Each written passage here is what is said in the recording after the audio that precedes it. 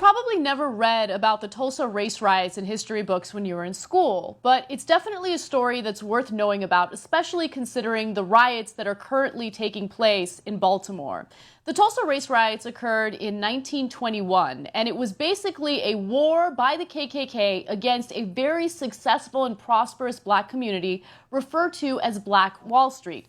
According to reports, the best description of Black Wall Street, or Little Africa as it was also known, would be to compare it to a mini Beverly Hills. It was the golden door of the black community during the early 1900s, and it proved that African Americans could create a successful infrastructure. Black America's most prosperous community, Black Wall Street in Tulsa, Oklahoma, went up in flames June 1st, 1921 in a KKK-led Tulsa race riot. This community consisted of individuals that looked out for one another. But more than that, it consisted of individuals that were beyond successful. Some of the most intelligent minds got together and created some of the most successful businesses. They looked out for one another. They created an education system that we can only dream of today. They believed in nepotism only because these black individuals had been so disenfranchised by society that they felt that they can only look out for one another. And as a result, money stayed in their community. In fact, it was passed off about 100 times within the community before it left the community. Right now, when it comes to a black neighborhood, a dollar lasts in that neighborhood for about 15 minutes and then it leaves. And so they managed to create a society that was successful. They were prospering. But it turns out that white individuals in neighboring areas were not too happy about that, particularly the KKK. So this led to a riot, and the way the KKK crafted this riot shows you exactly how deep that jealousy and that envy was. What they did is they accused a man of raping a white woman. But of course that man didn't rape anyone. They just wanted to accuse him so they could go into the community and start violence and trouble. And so they accused this man.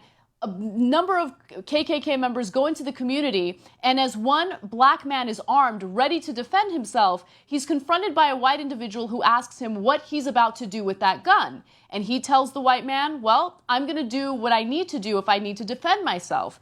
At that point, there was a physical altercation over the gun. The white man gets shot and he's killed, and then the riots erupt. Now, the outcome of this is beyond disturbing. The night's carnage left 3,000 African Americans dead and over 600 successful businesses lost. Among these were 21 churches, 21 restaurants, 30 grocery stores, and 2 movie theaters, plus a hospital, a bank, a post office, libraries, schools, law offices, a half-dozen private airplanes, and even a bus system. So the KKK goes into the successful black community and absolutely destroys it.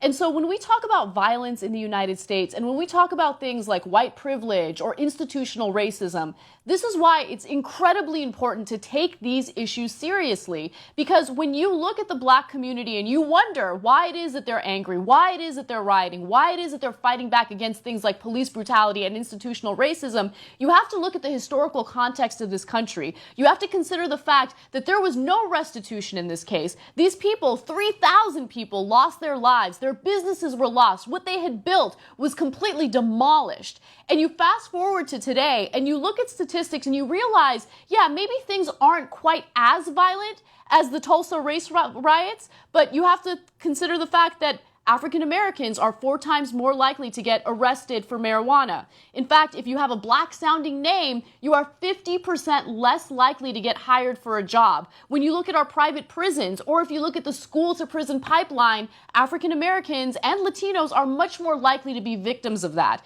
And so these are the types of things that are holding them back. This is a type of institutional racism that we talk about on the show on a regular basis. And this is the type of story that we don't learn about in history classes.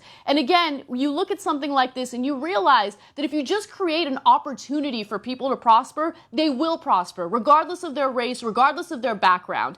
That's why education is important. That's why making sure that you give everyone an equal opportunity is important. And that's why it's incredibly important to take stories like the Baltimore riots as seriously as possible and understand that even though there are those who are violent and are doing things that might be considered wrong, there are also those who are legitimately arguing about something that they've been victims of for a very long time.